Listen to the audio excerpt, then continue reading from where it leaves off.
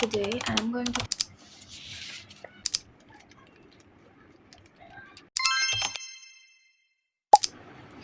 Assalamu alaikum everyone. I haven't posted any video about IELTS for a long time, and I thought I should post one video for IELTS reading time management strategy because most of the students really struggle with the reading section, especially they don't really know how to manage their time. So even though they have good preparation, but they can't finish their answers within the given time period. So I have decided to give some tips that I used in my exam. And as you guys already know that I have an overall band score of 8 and I got 9 in reading module. So I think I should give you guys some tips that I used. And I hope this video will be helpful for everyone. Okay, so the first tip that I'm going to share with you guys is you have to follow a rule which is called 15, 20, and 25 rule. It simply means that you have to spend these amount of times for particular question patterns and particular passages. As you already know that in IELTS reading section, the time is 60 minutes. You have to answer 40 questions and there are 3 passages. So you have to be very mindful about your time allocation for each of the passages. Generally, the first passage is very easy, so you have to spend the least amount of time for this passage, like about 15 minutes. And as the difficulty increases, you have to spare more time on that passage. For example, the next passage, passage number 2, is slightly more difficult than the first passage. So you have to spend 20 minutes for that passage. And usually the last passage, which means the passage 3, is the most difficult one. So you have to spare your most time on that passage. So as your difficulty increases, you have to spend more time on that particular passage. You have to keep that thing in your mind. Yes, when you are practicing from the Cambridge books, you will see that there is a passage which says you have to spend 20 minutes for each of the passages, but you have to know your strength and weaknesses in order to get a good band score, especially in reading module. Even though you have very good lexical resource, you have very good range of vocabulary and everything else, but if you can't manage your time properly, then it's not gonna help you anyway.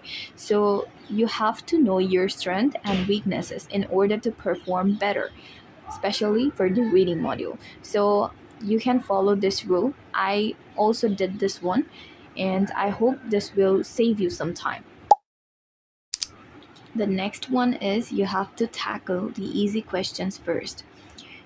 There are certain types of questions that are really easy for some people, and for others, they might find it very difficult. So you have to know about your strength and weakness, as I already mentioned it earlier. For example, the multiple choice question, these questions are really easy, and uh, I am saying this because you will easily find the keyword like the first passage or second paragraph, something like that. So you can easily scan through that paragraph to find your answer. So these questions will help you to save your time. Let me give you an example for this particular tip. For example, I just opened one of the passages from Cambridge 19, test 1 or 2 maybe, I'm not sure about this one. So as I am showing you guys, so this is the multiple choice question.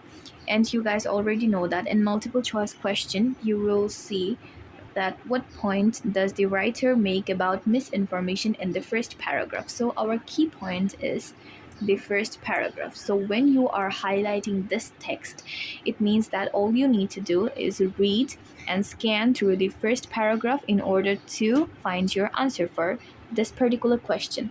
So this is really saving your time instead of just searching your answers and every little thing, and just reading the whole passage and being not able to find any answer.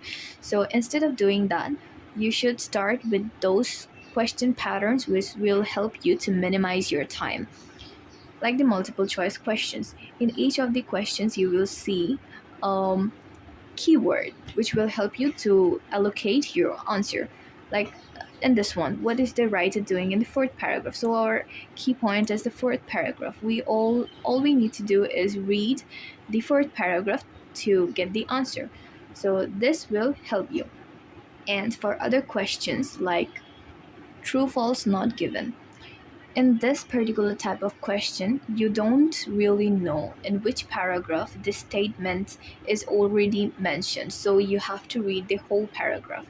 So always do this type of questions in the later part of your exam. So this is one type of question, like true false not given. And the another type of question, which is this one, matching information or matching heading. This is also a very time consuming question pattern. So always do this type of questions in the last period. Like always do the first ones, which are really easy for you, then do the difficult ones after that. So our next key point that we have to remember is use keywords to find information. When I'm saying keywords, it means some particular words that will help you to locate the answer of that particular question. Let me give you an example. For instance, this is a question. Just look at the question. What point does the writer make about regulation in the USA? So our key point is regulation in the USA. This phrase will help us to locate our answer for this particular question. So all we need to do is try to find the information related to this. Sometimes the questions are slightly paraphrased and you will not find the exact words, but you will find a paraphrased version. So you have to increase your lexical resource in order to understand this one. And also, you don't have to read the whole paragraph. You don't have to read and understand each and every single word's meaning. All you need to do is read the paragraph, understand the overall meaning, and then use that information to answer your questions. This is all you need to do. You don't have to do all of that. And even if you want to improve your lexical resource, all you need to do is practice reading and writing module more often, because these two modules will really increase your lexical resource. The next one is practice with the timer. In the beginning stage of your IELTS preparation, students tend to spend more time on reading modules, especially reading passages, and they try to understand each and every single word's meaning. You can do that in the beginning stage of your IELTS journey, but after practicing for several days, like for 15 days, you have to start with the timer. You have to write down the time you are using and spending for each of the question patterns. This will help you to understand your strengths and weaknesses. And after analyzing your strong and weak points, you will automatically find ways to improve yourself.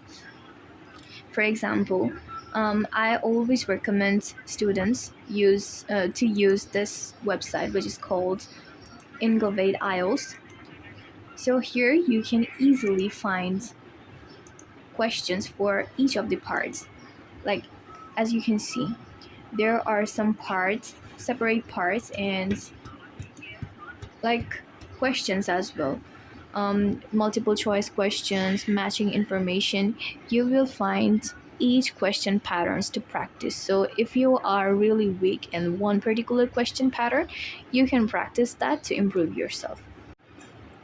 After practicing the reading sections, always try to give a full test from any of the resources. You can try to give exams from Cambridge or IELTS online test or any other platform, but always try to give one full test so that you can understand if you're able to complete your exam and answer all of the questions within the given time period.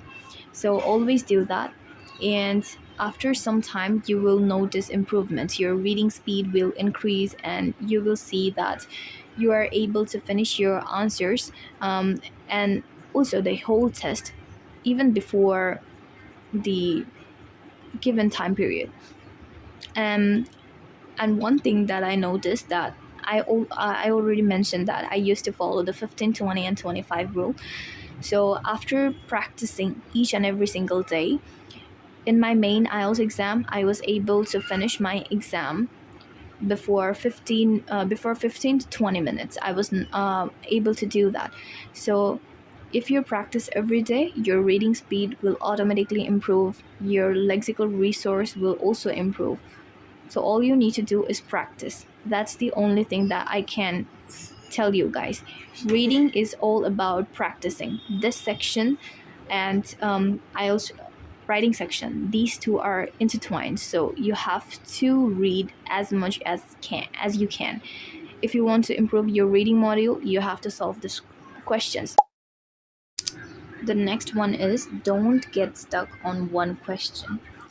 You can never spend more than 1 minute for each of the question. If you are really unsure about one question, then mark it and move on to the next question. And after solving that question, come again to solve this one with a fresh mind. If you are in a lot of pressure, then you won't be able to perform better in your exam. So you have to be very calm and collected when you are giving the IELTS exam. This will really help you. And in order to overcome your nervousness, you have to practice. You have to trust yourself. You have to trust your practice. And also, you are not going to get negative marking in the reading exam, so don't leave any blank answer. Always try to answer the question even if you are not very sure about this one.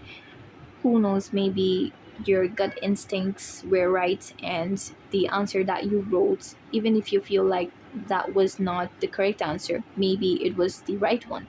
So always trust yourself and never leave any blank answers. And also spend no more than 1 minute per question. Don't do that. You don't have to reread the whole passage in order to understand and find answer for one question. This will really keep you puzzled. So always move on with very strategic ways to get the most out of your knowledge and out of your skills. And in this way, you will see improvement and eventually you will get a good bounce score, maybe your desired bounce score in IELTS. The last point that you have to remember is you have to improve your vocabulary, which also means lexical resource and reading speed. You have to read every day.